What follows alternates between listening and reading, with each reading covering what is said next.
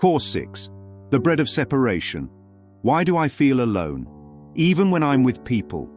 Imagine a long dinner table stretching through a dim, echoing house, candles flickering, plates steaming, voices rising and falling like waves you can hear but cannot touch.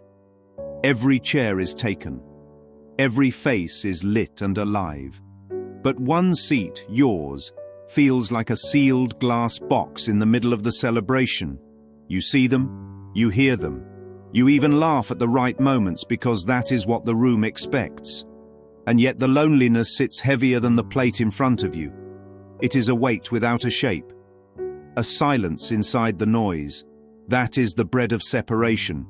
The ego serves it before the meal even starts. And once you swallow it, everything tastes like distance. The bread of separation always carries the same secret ingredients. I don't belong here.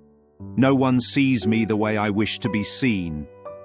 Everyone else seems connected, and I'm the only cracked plate at the table. Here's the metaphysical truth bomb.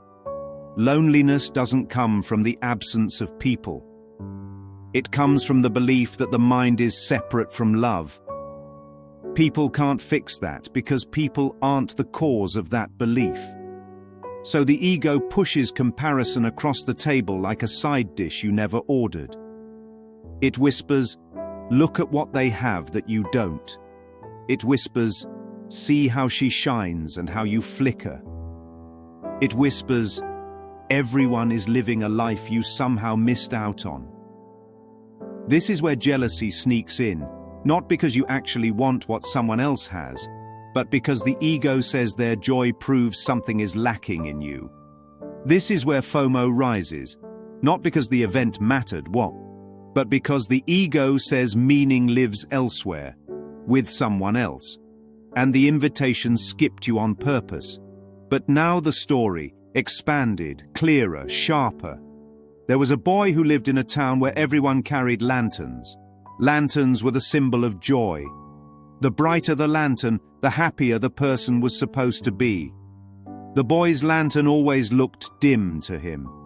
He thought there had to be something wrong with him. So he stayed close to the brightest people, hoping their light would reflect onto him and make him feel real. But the closer he got, the darker he felt inside. He thought being near the light would fix him, but it only showed him how far away he felt from himself. One night, an old woman saw him standing alone and whispered, "Your lantern is dim because you forgot to look at the flame inside it.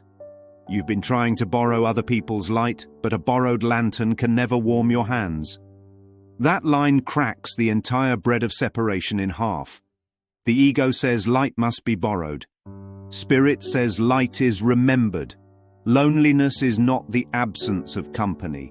It is the absence of awareness of one's own inner light. Comparison grows from judgment. Judgment grows from guilt. And guilt grows from the ego's core belief. I left love, and now I must earn my way back through other people. So the ego uses people as mirrors rather than companions. It looks at them not to connect, but to measure, to calculate the distance between them and me.